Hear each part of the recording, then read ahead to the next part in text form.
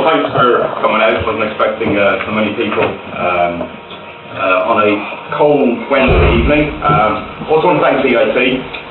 So they will probably disown it in the near future. I actually did my engineering degree here, and it's something that as a company we're quite connected to. I'm just going to quickly, this is a relatively brief presentation.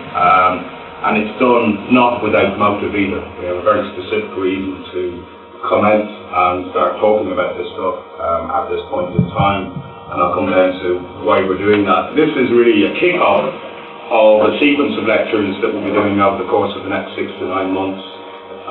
We thought we'd start in DIT here because most of our engineers are DIT. Again, that may get to sound later in life, but we certainly all spent a lot of time here. I think about 15 universities down in the Middle East, February, March, and then about 30 through Europe, and then across into the US. So it's going to be an interesting time. I guess, Steorn, who are we? We're a wee technology company founded by myself and Mr. Daly there, who's sort of hiding anonymously in the back, in 2000. Very much started as what I'd call a propeller head company, a company that was headed by engineers and not necessarily businessmen, and the same remains true today. We started life actually as a spin-out of another small Irish company called Microsoft. 3 of us came from that company. Microsoft did control equipment for substation automation. And when we started up in 2000, it was just at the end of the internet boom, so we started basically selling our souls into the market as managing what at the time would have been seen relatively complex technologies for some of the bigger Irish companies like Bank of Ireland, Price, and Alpha Group, and so on.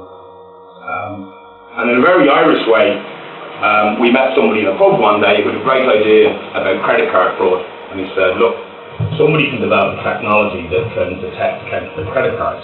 And we kind of thought about it and went, yeah, we could probably do that. So the first product that we developed was a technology that looks at a credit card and determines whether the hologram is real or valid in real time. So you stick the card in, it looks at the hologram, so that's a real Visa hologram, the real credit card. Because holograms are actually very, very complicated to counterfeit properly. Out of that, we were approached by Microsoft to develop a similar technology to look at an optical disc, and to look at the shiny side of an optical disc and determine whether the disc is real or counterfeit. And I don't mean pirate as in a CD rip. What I mean is a disc that is being produced in tens, hundreds of millions, and we developed a very, very complicated forensic system that looks at the tiny manufacturing anomalies on the shiny surface of the disc and effectively fingerprints it and links it directly to a mold. That system's actually currently in use. So we got into this kind of very, very complicated area. Out of this, we were approached again in a very Irish way in 2002 at a pub by somebody from the Garda Fraud Squad who said, we're having a problem with ATM fraud. And the big problem we have is that, all people attach electronics to the face of the ATM, copy your credit card details and walk away. The problem they have is actually recovering the data when they intercepted the skimmer. So they came to us and said, could you guys see, could you recover this data and then convert it into witness statements and ultimately act as evidence in court. So we did that. We still do that today, and we've got a huge forensic job going on at the moment. In combination, all these technologies were developed with another small Irish company called Forehouse. So we're very much just unheard of little company doing really cool technologies. We were approached by the UK police and said, look, from a law enforcement perspective when it comes to this ATM fraud, what we'd like to be able to do is to actually identify the suspect.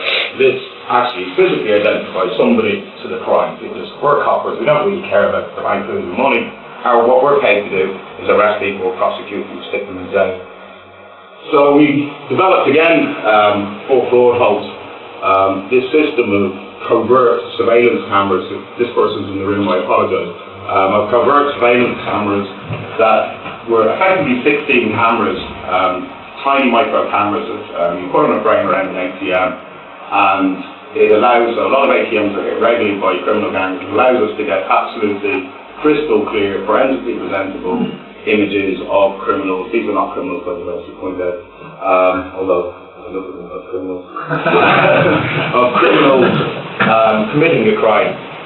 And this is really where our problem started, because as we looked at these frames, which are in use, by the way, I think there's 5 in trial still around Ireland.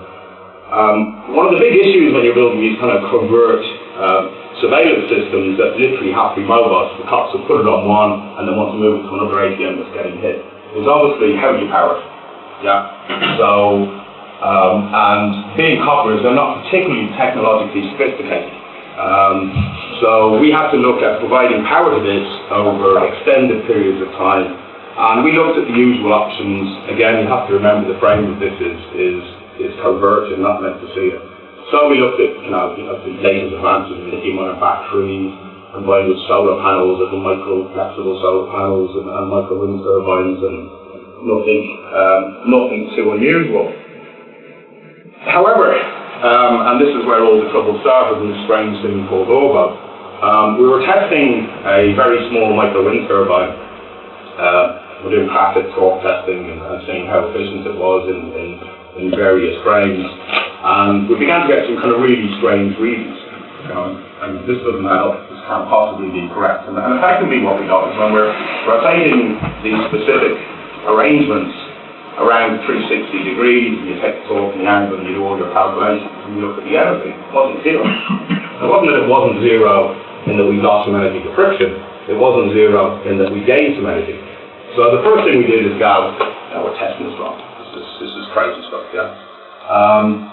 So we went off and spent several man-years, and there were several expletives expressed around the office, particularly to Mike there, who was responsible for the testing and talking to the broken very sensitive piece of equipment. We spent several man-years over a period of about 6 months looking at this, going, this is just crazy stuff, this can't be real. But after testing, retesting, whichever way we looked at it, we got very, very repeatable measurements. We went, this has to be real. They're not being in any way experts on magnets at all. We knew no more about magnets and maybe even less than when we left college. The first thing we did is start to approach some universities who have expertise in magnetism. And we specifically went to Trinity College, an excellent department of magnetism, and said, can you guys look at this?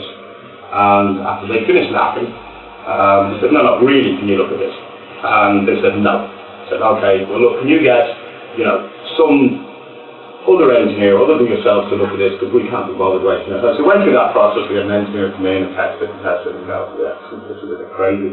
We went back to Trinity and said, look, here it is. We can't explain this in any other way. We're just simple engineers. So they went through a process and ultimately ended up calling this thing, because they're scientists and everything has to be in effect. They called it the Steorn effect.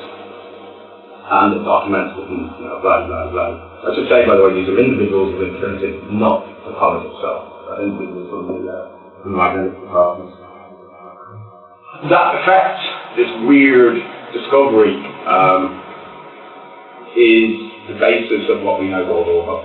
This bizarre little measurement anomaly is what we call orbo. And this is where it gets wacky. And our claim to the technology is a simple one. Our claim says that we create energy, and that it's with no apparent source, it's no measurable source, and obviously that's stupid, that's not possible. Every high school kid knows that, never mind any of you who went to college. And the reason that it's impossible is the principle of the conservation of energy.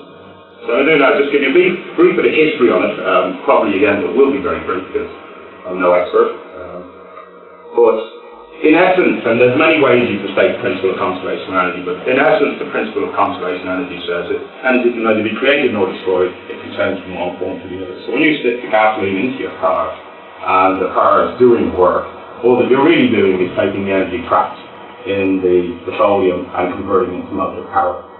Or if you're burning coal in your fire, or you're rolling the wheel, is that effectively the sum of energy in any closed system is zero. And this is something that we've never had any doubt about whatsoever. Indeed, I spent many, many afternoons in the thermodynamics lab in this building testing it, demonstrating it, proving it, and so on.